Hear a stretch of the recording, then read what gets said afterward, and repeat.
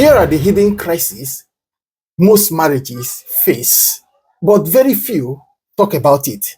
Now, most couples don't see it coming. They even go through their weddings, they go through their anniversaries, they go through the process of raising their kids together, but somewhere in the middle of it all, something invisible creeps in. A silent storm, a quiet disconnection. It's not betrayal, it's not abuse, it's something more subtle and far more dangerous.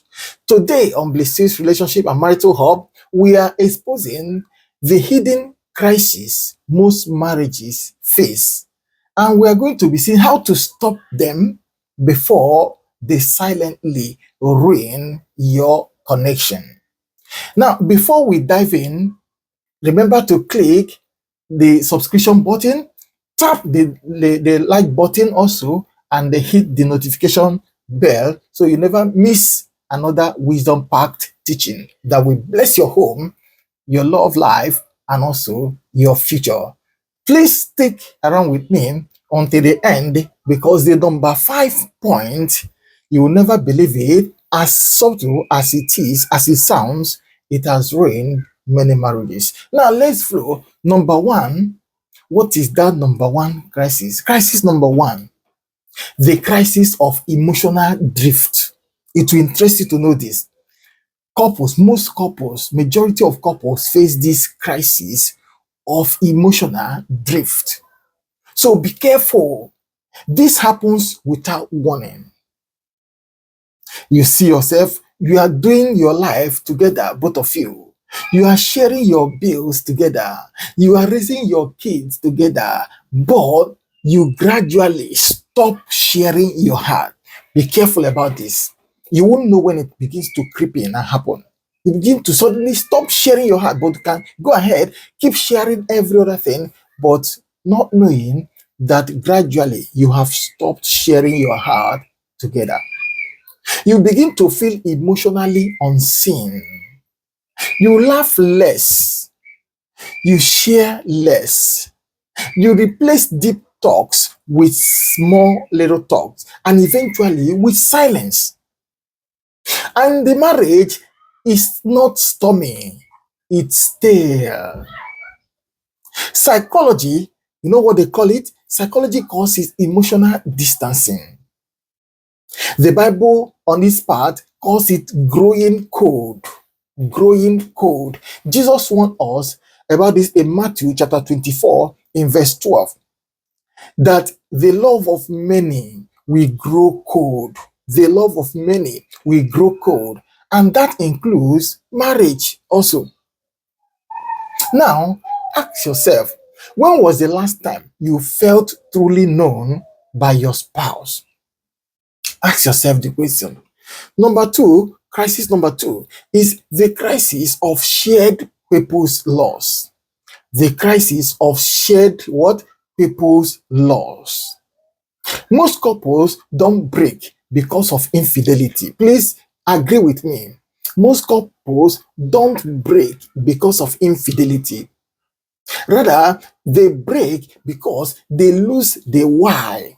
They lose the why of their marriage. The reason, the purpose of their marriage. You started with your dreams. You started with dreams, but now you are just surviving. You are just surviving. You are just there paying bills. You are there managing chaos. You are just existing. Amos chapter 3 in verse 3 says, he said, can two work together unless they be in agreement? Can two work together except they agree? You need to know that when vision dies, love begins to weaken. And couples need shared spiritual purpose, not just shared address. You are not just there to share your address. You're not just there to share bills. You are there also to share your purpose, your spiritual purpose, the reason for your marriage, the purpose, the why of your marriage.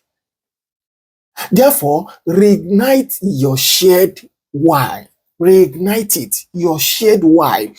How? Pray together again, dream together again, serve together again.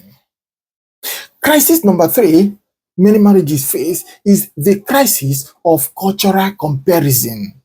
Crisis of cultural comparison. Social media is gradually making people silently hate their marriages. If you will agree with me, social media has silently made people to begin to hate their marriages. You scroll in situation where you scroll through highlight reels of other couples on social media. You scroll past down, you see their vacations, their anniversary shoots, or pictures and videos. They are staged smiles. You see the smiles, they stage them and they post on social media. And suddenly, you start questioning your own love. You start questioning your own love stories. And this begins to lead to resentment, begins to lead to dissatisfaction. It begins to lead to unrealistic expectations. But do you know that God didn't call you to copy another marriage? Yes, God calls you to build your own marriage, build your own love story brick by brick. Book of Galatians chapter 6 verse 4 says, let each person examine their own work. He didn't say compare themselves with others. He said examine their own work, not to compare themselves with others. You must note this, that your marriage is not on Instagram. It is in your living room. That's where the miracle happens. That's where the testimonies happen. Remember, don't forget, most of the things, there is social media life and there is real life. Most of the things you see on social media are not as real as they are on the physical. Number four crisis is the crisis of spiritual starvation. The crisis of spiritual starvation. If you check very, very well, I can tell you, you will notice something, that many couples don't have problems. Rather, they just have no spiritual covering. They have no spiritual covering. They have no spiritual guide. What do I mean here? No prayer, no shared word, no altar of prayer. And when storms come, and storms will always come, they will always do, you find out that there is no anchor for this couple. Ecclesiastes chapter 4 verse 12, it says that a threefold cord is not quickly broken. A threefold cord is not quickly broken. So God must be that third cord, or the first two will be broken. You can't fix a spiritual problem with emotional solutions. God must be part of the marriage as the third cord, so that the rest two cannot be easily broken. Therefore, build a marriage that prays, build a marriage that forgives, build a marriage that worships, build a marriage that fasts, all together. Make sure they are done together, both of you. Number five, which is the last, the crisis of overfamiliarity. The crisis of overfamiliarity. You agree with me? This has ruined many marriages silently. Now, here is the truth. You stop appreciating what you assume will always, whatever you assume will always be there. The ones you have, you stop appreciating them. You no longer say thank you, common thing, you take it as common. You stop complimenting your spouse. You no longer pursue each other like you did before. You see, because of the things you are expecting that should be there, and you stop losing focus on the one you have. You begin taking them for granted, and eventually they drop down from your hands. Do you know that even Jesus faced this? He said that a prophet is not known in his hometown, is without honor in his hometown. I think Mark chapter 6 verse 4. A prophet is without honor in his hometown. So listen to me. Your spouse needs to feel seen again. Not just for what they do, but for who they are. Take them for who they are. Not for what they do, or what they provide, or what they cannot do, or what they can do. Familiarity must not breed dishonor. Instead, familiarity should deepen your intimacy. It should bring deeper intimacy between the two of you. Because the more you know yourself, you should love yourself the more. Now, as I conclude, I must tell you this. Don't let these silent destroyers win. Don't let these silent forces win. Most marriages don't explode. They gradually fade. They gradually fade.